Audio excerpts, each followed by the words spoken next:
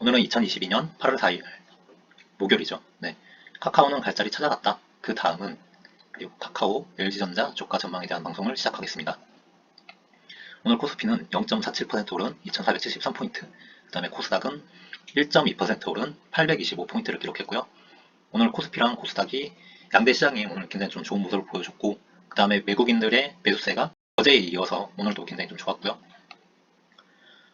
그리고 전날에는 오펙회의가 있었죠. 그래서 바이든이 사우디를 방문했는데 바이든 대통령이 사우디 왕세자인가요? 네. 그래서 하루 증산량을 좀 늘려라 라고 압박을 줬던 것 같은데 기대치만큼은 아니죠. 10만 배럴 증산이 결정됐다고 합니다. 그래서 이 수준은 이제 7, 8월 증산량의 15% 수준. 기대치보다는 좀 많이 낮고요. 그 다음에 바이든의 외교 역량이 뭐 이렇게 뛰어난 건 아닌 것 같아요. 그래서 그리고 어쨌든 간에 이제 증산 결정이 났기 때문에 유가는 하락을 했죠. 그래서 러시아 우크라이나 전쟁 이전 수치로 유가가 하락했다고 합니다. 그리고 ISM이 발표한 7월 비제조업 구매 관리자 지수가 이제 발표가 됐는데 56.7포인트로 전달의 55.3보다 개선됐다. 이날 수치는 시장의 예상치도 못 돌았다. 그리고 ISM 비제조업 PMI의 하위 지수인 신규 수주와 고용이 모두 증가세를 보이며 경기가 일제히 둔화할 것이라는 우려를 다소 완화하였다. 네, 그래서 이제 어제 나스닥이 2% 이상, 그 다음에 나머지 지수 3대 증시 중에서 나머지 지수들이 다 1% 이상의 좋은 모습을 좀 보여줬죠. 네, 그래서 이 두 가지 이슈가 시장에 되게 좋은 모습을 보여줬고요. 그리고 국내 증시는 앞서 얘기 드린 것처럼 외국인이 6거래일 연속 매수 우위를 유지하였다. 네, 그리고 어제에 이어서 오늘도 게임주 위메이드가 오늘 되게 좋았죠. 그래서 위메이드가 오늘 상에 근접한 모습 보여줬고요. 그 다음에 인터넷주가 시장을 이끌었다. 특히 이제 카카오가 제가 어제 말씀드렸던 카카오가 오늘 실적 발표가 있었고 그 다음에 급등하는 모습을 보여줬죠. 카카오가 4월, 6월 매출액이 1조 8,223억 원, 그 다음에 영업이익 1,710억 원을 기록했다고 공시했다. 매출, 영업이익은 전년 동기 대비 각각 35%, 5% 늘었다. 영업이익률은 9.4%, 영업비용은 1조 6,513억 원, 작년 같은 기간보다 39% 증가하였다. 오늘 좋은 이제 실적을 발표하면서 카카오가 7.5% 상승했죠. 그리고 오늘 실적 발표에 관련된 뭐 자세한 내용은 제가 이제 링크 걸어 두었으니까 제 블로그 오셔서 이제 링크 보시거나 아니면 기사를 찾아보시면 좋을 것 같고요.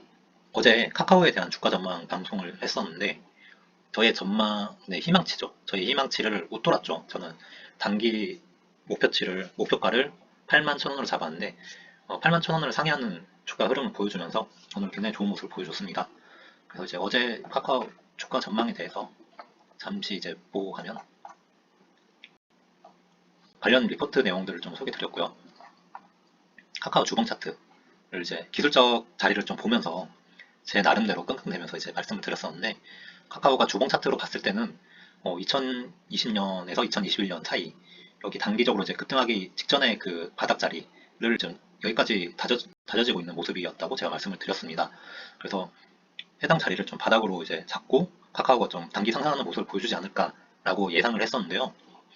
어제 차트상으로도 봤을 때 61선이거든요, 이게. 그래서 61선 저가, 고가, 61선 레인지 안에 들어가면서 네이버가 그때 61선에 안착하고 그 다음 날인가 이렇게 급등하는 모습을 보여줬어요. 그래서 카카오 역시 이제 네이버의 주가 흐름을 따라가면 좋겠다.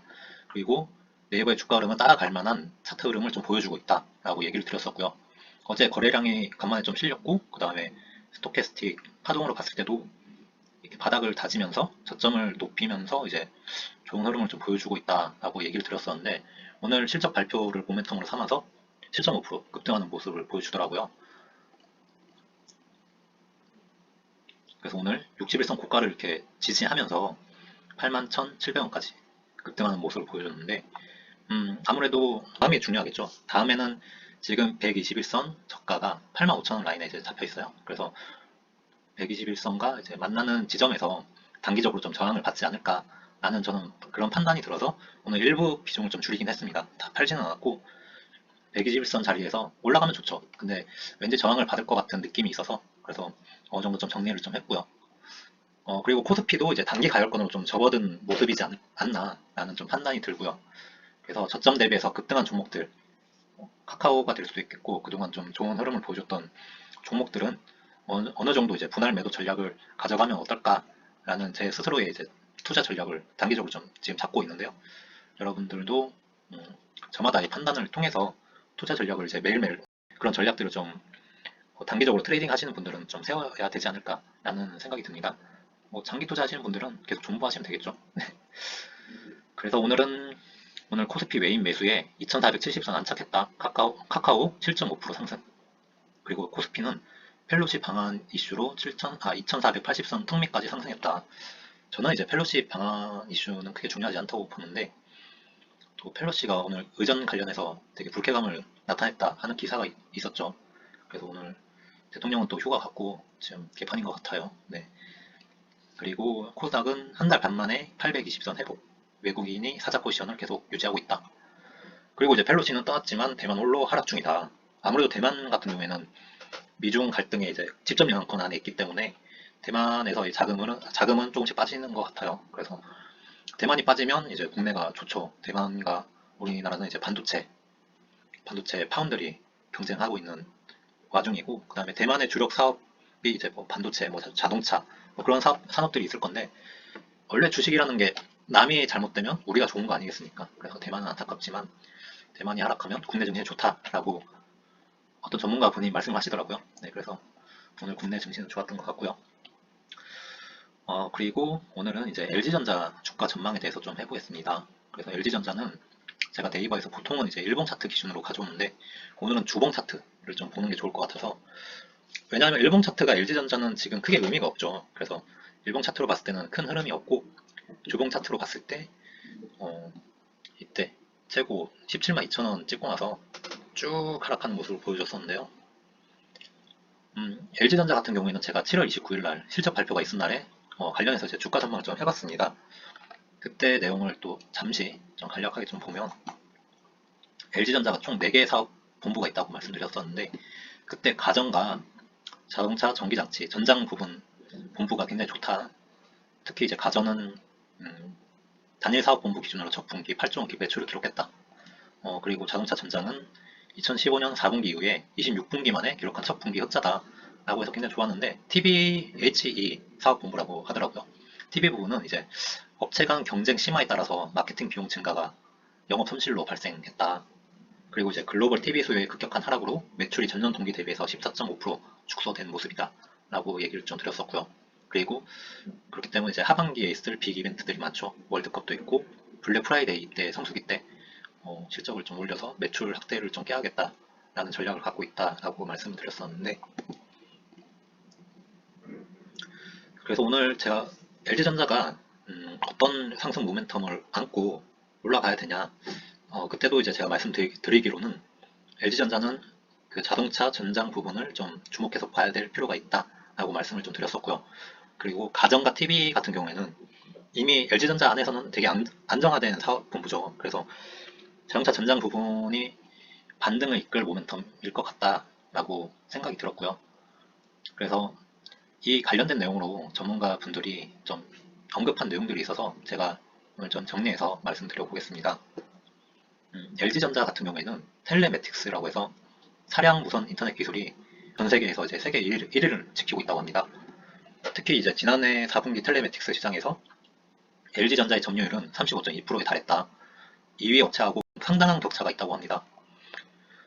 그리고 주목할 부분은 LG전자와 더불어서 신저가를 기록하고 있는 GM이다.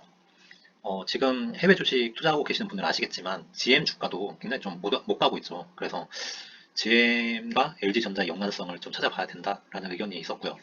왜냐하면 이제 GM의 자동차 전장의 90%를 LG가 담당하고 있다고 합니다. 그래서 GM이 가야지 LG전자가 간다라는 의견이 있었습니다. 그래서 근데 GM은 아직도 볼륨 모델이 될 만한 전기차가 좀처럼 나오지 않고 있다. 현대차처럼 이제 아예 전기차 플랫폼에서 만들어진 전기차가 나와야 되는데 GM에서는 아직까지 그 수준까지는 아니고요. 그래서 GM에서는 전기차 플랫폼을 통해서 만들어진 자동차의 대량 생산 시점이 중요할 것 같다라는 게 오늘의 포인트고요. GM도 주봉 차트를 제가 가지고 와봤어요. 보면 코스피 흐름하고도 비슷하고요. 그리고 LG전자 주봉 차트하고도 굉장히 비슷합니다.